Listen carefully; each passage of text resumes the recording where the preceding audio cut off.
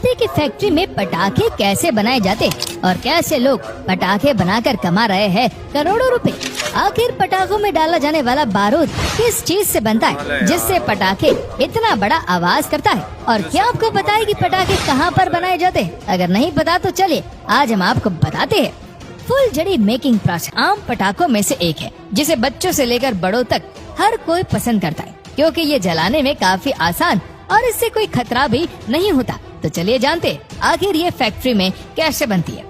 सबसे पहले एक बड़ी लकड़ी में तांबे की तारों को घुसाया जाता है, जिसके लिए वो तारों को एक लकड़ी के बने सांचे में डालते हैं और फिर दूसरी लकड़ी से उसे पैक किया जाता है जो कुछ इस तरह दिखते हैं।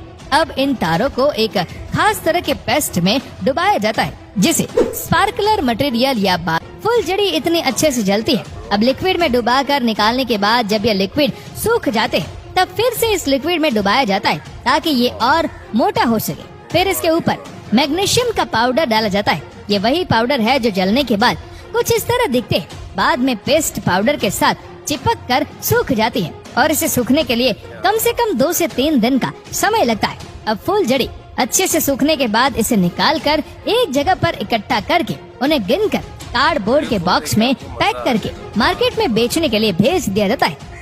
लाल पटाखे रोल अलग अलग साइज और रेंज में आते हैं। दोस्तों, लाल पटाखे बनाने के लिए सबसे पहले बड़े बड़े लाल पेपर को कटर मशीन में डाला जाता है, जिससे ये मशीन उसे गोल गोल रोल में कन्वर्ट कर देती है। फिर मशीन की मदद से इस लंबे लंबे पेपर रोल ट्यूब को छोटे छोटे हिस्सों में काटा जाता है।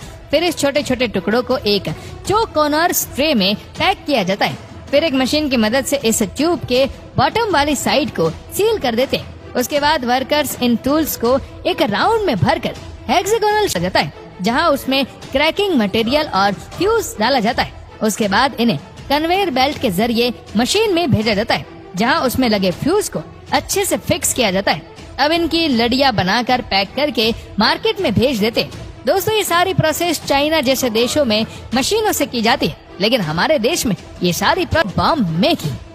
दोस्तों, पटाखे के किंग सुतली बम को बनाने के लिए सबसे पहले कार्डबोर्ड के छोटे छोटे बॉक्स में बारूद को भरा जाता है। फिर वर्कर्स इन बॉक्सेस पर धागा यानी सुतली लपेटते हैं। जब अंदर के बारूद जलकर बाहर निकलने की कोशिश करते हैं तब यही सुतली अंदर की तरफ प्रेशर क्रिएट करती है और जिससे काफी जोर का धमाका होता है। और इस तरह सुतली लपेटने के बाद उसे जब ये कलर सूख जाता है तो उसमें एक हॉल करके फ्यूज को फिट किया जाता है और अब ये बम पूरी तरह से तैयार हो जाता है और आखिर में उस पर लेबल लगाकर गिनती करके बॉक्स में भरकर मार्केट में बेचने के लिए भेज दिया जाता है।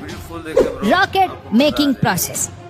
दोस्तों, रॉकेट बनाने के लिए सबसे पहले कार्डबोर्ड के बड़े बड़े शीट को गोल गोल ढक्कन के शेप में काटा जाता है। उसके बाद पतली सी कार्डबोर्ड को रोल किया जाता है और उनके ट्यूब्स बनाए जाते हैं और फिर उसे एक प्लेटफॉर्म पर इकट्ठा किया मिट्टी को कंप्रेसर द्वारा प्रेस किया जाता है, जिससे मिट्टी दब कर स्टिक हो जाते हैं और उनके बॉटम सील हो जाते हैं। अब इन रोल में हॉल करके फ्यूज को डाला जाता है। इसके बाद 30 से 40 के सेट में इसे लाइन में किया जाता है। फिर इसमें बारूद डाला जाता है। अब पहले काटे हुए कार्डबोर्ड प्लग को इसमें डाला जाता है। माशाल्लाह माशाल्लाह,